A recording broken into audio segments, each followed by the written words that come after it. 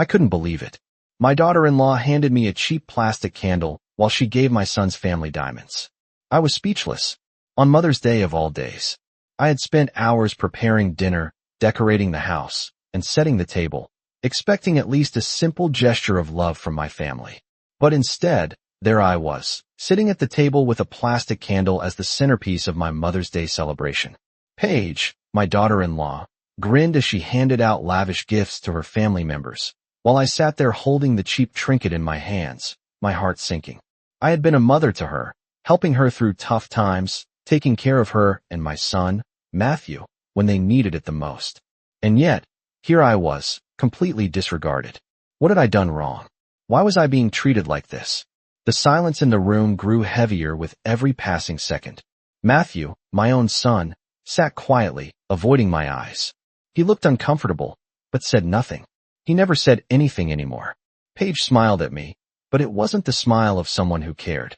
It was the smile of someone who was pretending to be nice, while secretly making sure to take everything from me. I had been nothing but kind to her, welcoming her into my life, offering her support when she needed it. And this was how I was repaid. I kept my composure, not wanting to make a scene, but the sting of that plastic candle burned deeper than I could have ever imagined. It was a small gesture, but it felt like a slap in the face. How could they do this to me? Why didn't my own son see the pain in my eyes? Why couldn't they see how much I had sacrificed for them, for their happiness? I stared at the candle in my hand, its cheapness almost mocking me.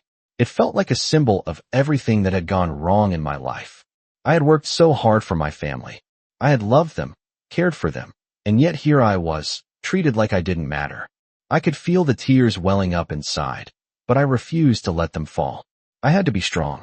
I had to hold it together. But deep inside, something had snapped. I couldn't ignore it anymore. The realization hit me like a ton of bricks. I was being taken for granted.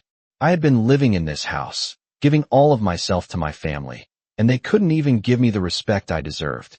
I had given so much, and now I was left with nothing but a plastic candle and a sinking feeling in my chest.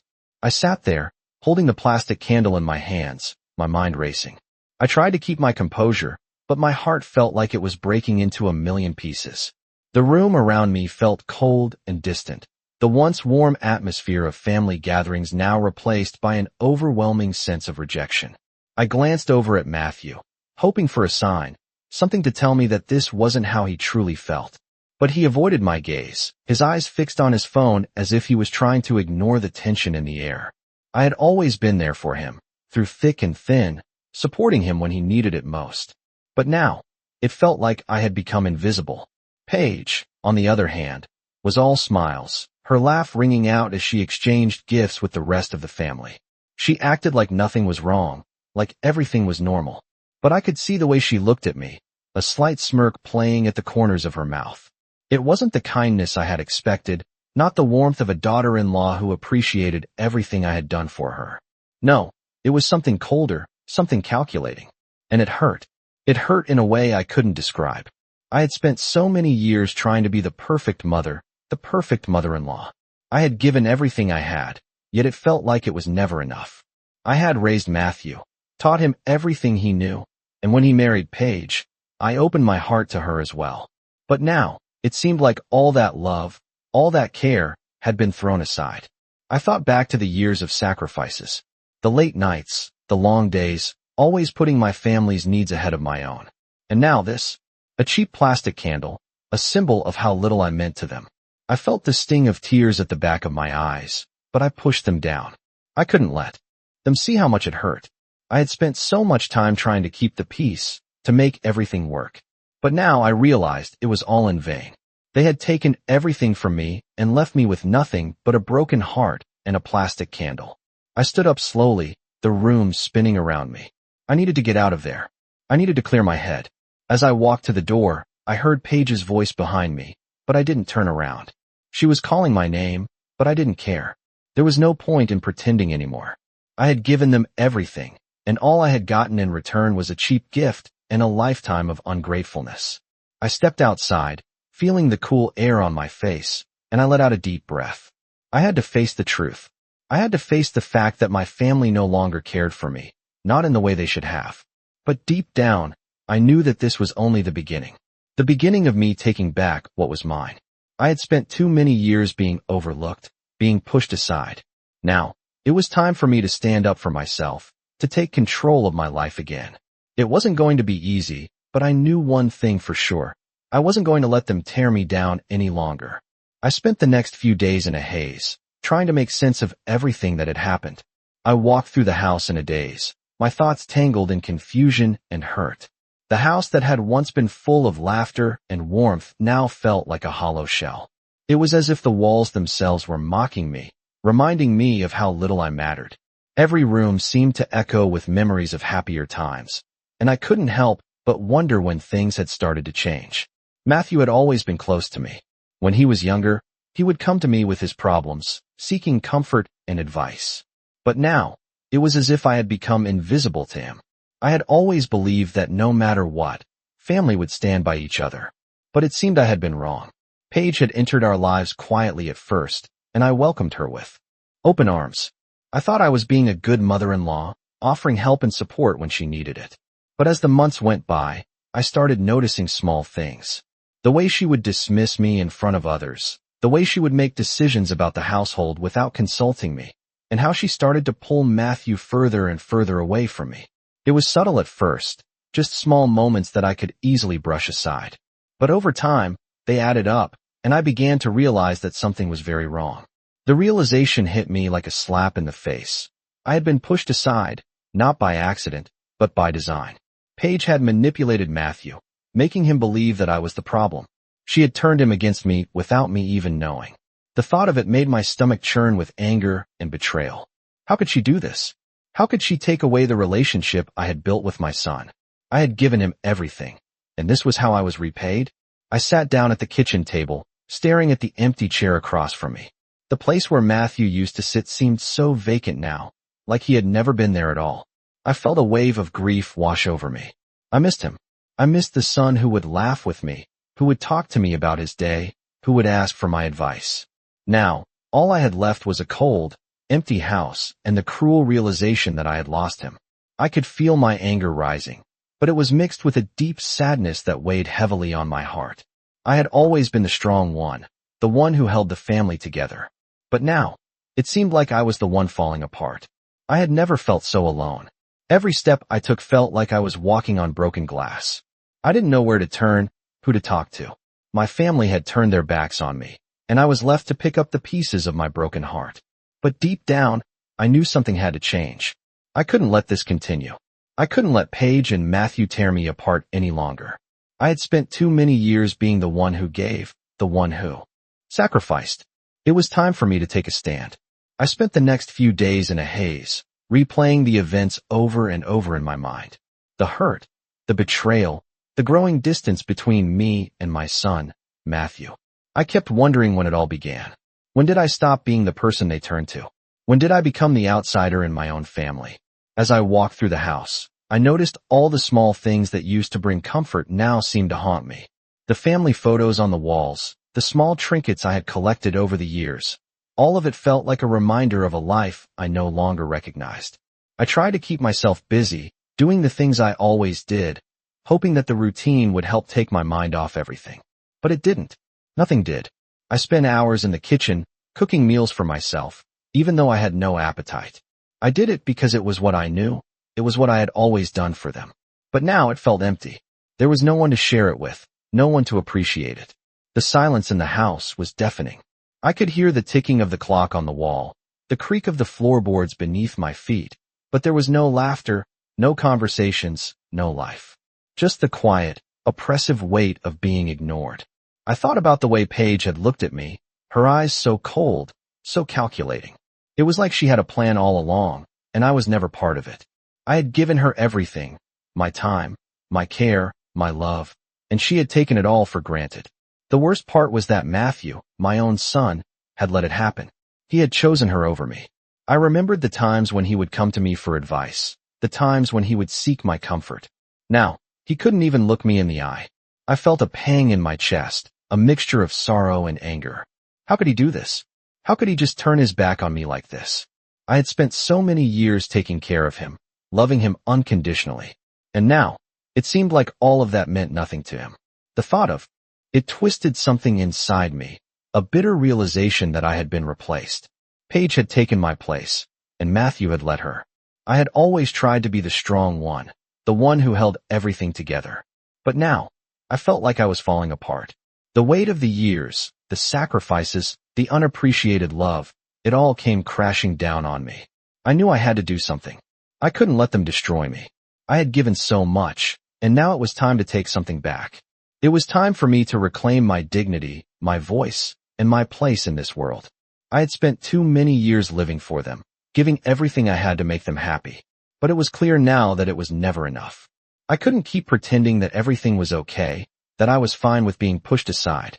I couldn't keep letting Paige and Matthew control my life. I had to find my strength again, even if it meant standing alone. The truth was, I had been silent for too long. But no more. It was time for me to speak up, to stand up for myself, and to take back what was rightfully mine. I woke up the next morning, a strange calmness settling over me. For the first time in days, I felt like I could breathe again. The weight of the silence, the coldness from Matthew and Paige, it was still there, but something inside me had shifted. I was no longer the helpless mother waiting for a sign, waiting for them to show some semblance of respect. I realized that the sign I was waiting for would never come. It was up to me to change the narrative. I went about my morning routine, making coffee and preparing breakfast, though I had no real appetite. The house felt emptier than ever, and yet, there was a strange peace in that emptiness. I had always filled it with my presence, with my love for my family. But now, I was starting to understand that it was okay to be alone. I didn't need their approval, their recognition, to validate my existence. My life had always revolved around their needs, their happiness, their comfort. But what about me? What about my happiness? I had spent years putting everyone else first, sacrificing my own well-being for theirs. But no more. I couldn't keep doing that. As I sat down at the kitchen table, the thought occurred to me. If I didn't start taking care of myself, no one else would. I had to be my own advocate. I had to stop waiting for Matthew to come to his senses or for Paige to show any kind of empathy. The truth was, they had already shown me who they were. Now, it was my turn to show them who I was. I wasn't going to be the invisible woman anymore. I wasn't going to let them push me around or treat me like I was nothing. I spent the day thinking about what my next steps would be. I wasn't sure yet what I would do, but I knew that I couldn't just sit back and let them continue to walk all over me. I had to stand up for myself, even if it meant making hard decisions. Later that afternoon, Paige called. I almost didn't answer, but I forced myself to pick up the phone. I knew I couldn't avoid her forever. "Hi, Diana," she said, her voice too sweet, too careful. "I just wanted to check in. How are you doing?" Her words were coated with fake concern, and it made my skin crawl. I took a deep breath before answering, keeping my voice steady. "I'm fine, Paige. Just trying to figure things out."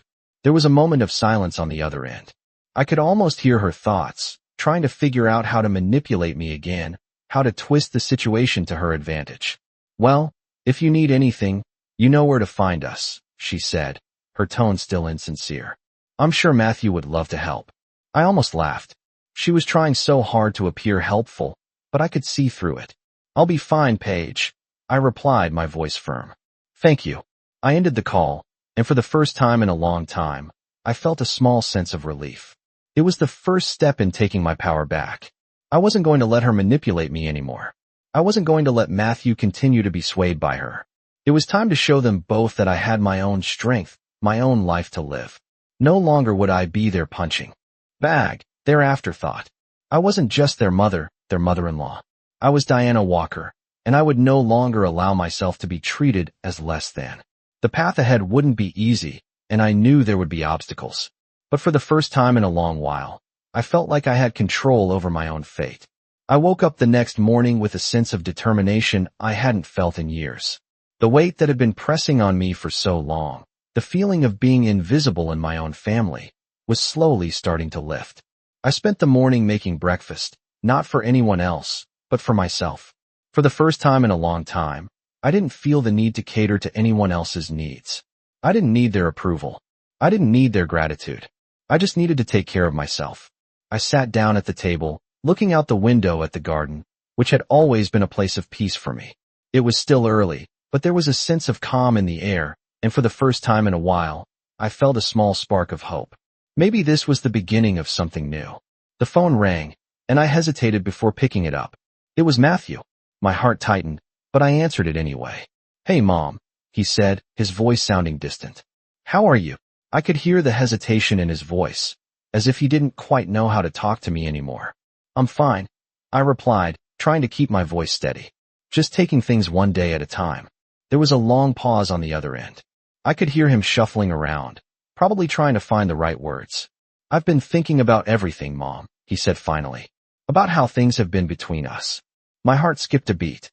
Was he finally going to admit what had been going on? Was he going to acknowledge the distance between us, the way I had been pushed aside? "Matthew," I said, trying to keep my voice calm. "I don't know what you've been told, but I need you to understand something. I've always been here for you, for both of you, but I can't keep pretending that everything is okay when it's not. I can't keep being the one who gives and gets nothing in return." There was a silence on the other end of the line, and I could almost feel the tension building. "I know," he finally said, his voice barely a whisper. "I know I've messed up. I've been distant, and I've let Paige control things. I've let her take over everything." I could feel the tears threatening to come, but I held them back. It was too soon for that. "Matthew, you need to understand that I can't keep living like this. I've spent too many years putting everyone else first, and now it's time for me to put myself first." There was another pause, and then Matthew spoke again, his voice filled with regret. "I'm sorry, Mom. I really am. I don't know how we got here, but I want to fix it. I don't want to lose you." I closed my eyes, feeling the weight of his words sink in. "I don't know if we can fix this, Matthew," I said quietly. "But I do know that I need to find my own way again. I need to find my strength, and I need to do it on my own. I can't keep relying on you or Paige for happiness. I have to find it within myself." The line went quiet, and for a moment, I thought he might hang up. But then he spoke again, softer this time. "I understand, Mom, and I'll respect that. I just hope that one day, we can find a way back to each other." I nodded, though he couldn't see me. "Maybe we will. But I need time." We said our goodbyes, and I hung up the phone. I sat there for a while, processing everything that had just happened. It wasn't the apology I had hoped for, but it was a start. I wasn't sure where it would lead, but for the first time in a long time, I felt like I had taken a step toward reclaiming my life. I wasn't going to let Paige or anyone else control my future. It was time for me to take charge of my own happiness. The road ahead was still uncertain, but for the first time in a long time, I was ready to walk it alone. The next few days passed in a blur, but something inside me had shifted. The weight of the past few years, the constant feeling of being disregarded, had started to lift. It was like a fog had cleared from my mind, and for the first time in a long time, I felt awake. I spent the morning going through old family photos, each one a snapshot of a life I had once known, a life that seemed so distant now. As I sifted through the memories, I realized that for so long, I had let my family define who I was. I had let their needs, their desires, and their demands take priority over my own. But not anymore. I wasn't going to let their decisions shape my future any longer. I had spent years giving them everything, my love, my care, my attention, but they had taken it for granted. And now, I was ready to take something back. I walked through the house, my footsteps sounding different on the floorboards. The silence that had once felt so heavy was now strangely comforting. I was no longer trapped by it. I had started to realize that I could be okay, even without them. I could be okay on my own. I didn't need their approval, and I didn't need their constant validation. The world didn't revolve around them, and it never had. It was time for me to start living for myself. The phone rang, and I picked it up without hesitation. It was Matthew again. His voice sounded softer this time, less distant. "Mom, I've been thinking," he began, "about what you said the other day. I don't want to lose you. I know I've been distant, and I've let Paige control too much. I don't want that anymore." I listened quietly, feeling a mixture of emotions rise within me. It wasn't the first time he had apologized, but this time, something about his voice sounded genuine. He wasn't just apologizing to make things right. He was apologizing because he realized what he had lost. "I don't know what's going to happen between us, Matthew," I said, my voice steady. "But I need you to understand something. I can't keep pretending that everything is okay. I can't keep putting everyone else's needs ahead of mine. I have to take care of myself now." There was a pause on the other end of the line. I understand, he said quietly. I've been a fool, Mom. And I don't expect things to go back to normal overnight. But I want to make it right. I want to be there for you, like I should have been all along. I took a deep breath, my heart still heavy with the weight of everything that had happened. But there was a part of me that wanted to believe him. For so long, I had waited for him to come around, to see me for who I really was. Maybe, just maybe, he was finally starting to. I'm not sure what the future holds, Matthew, I said. But I do know that I need time. Time to heal, time to rebuild. I need to find myself again. The words felt heavy as I spoke them, but they felt right. For the first time in years, I was putting myself first. I understand, Mom, he said again. And I'm willing to wait, if that's what it takes. We talked for a little while longer, and when we hung up, I felt a strange sense of calm. Things weren't perfect. The road ahead was still uncertain. But for the first time in a long time, I felt like I was taking control of my life again. I wasn't waiting for anyone else to make things right. I was doing it myself. And maybe that was all I needed. As the days went by, I began to settle into this new chapter of my life. It was strange at first, living in the space I had once shared with my family, now empty and quiet. The absence of the usual noise, the daily demands, felt both freeing and haunting. I had spent so many years wrapped up in their world, trying to make things work, trying to keep everything together. But now, I was learning to live for myself. I found myself doing things I hadn't done in years, taking walks in the park, visiting old friends, reading books I had put aside for so long. It was as if I had been given a second chance, and I was determined to make the most of it. I spent less time thinking about Paige, less time worrying about Matthew. I had to let go of the expectations I had placed on them, the hope that they would come around and see me for who I truly was. It wasn't easy, but I knew it was necessary. One afternoon, as I sat in the garden, I heard a knock on the door. It was unexpected, and for a moment, I hesitated. I hadn't heard from Matthew in days. But when I opened the door, I was surprised to see him standing there, looking uncertain but hopeful. "Mom, can we talk?" he asked, his voice softer than usual. I nodded, stepping aside to let him in. We sat in the living room, the space between us filled with years of unspoken words. There was an awkward silence as we both tried to figure out where to begin. Finally, Matthew spoke. "I know I've messed up, and I know I've hurt you," he said, his voice filled with regret. "I've been thinking a lot about everything, and I realize how much I've taken you for granted. I've let Paige control things, and I've ignored how you've always been there for me." I looked at him, studying his face, trying to read the sincerity in his words. For the first time, I saw a glimpse of the son I had raised, the one who used to come to me for advice, the one who had trusted me. "Matthew, I've spent my whole life putting everyone else first," I said, my voice steady but filled with emotion. "I gave everything I had to make sure you and Paige were happy, but somewhere along the way, I lost myself.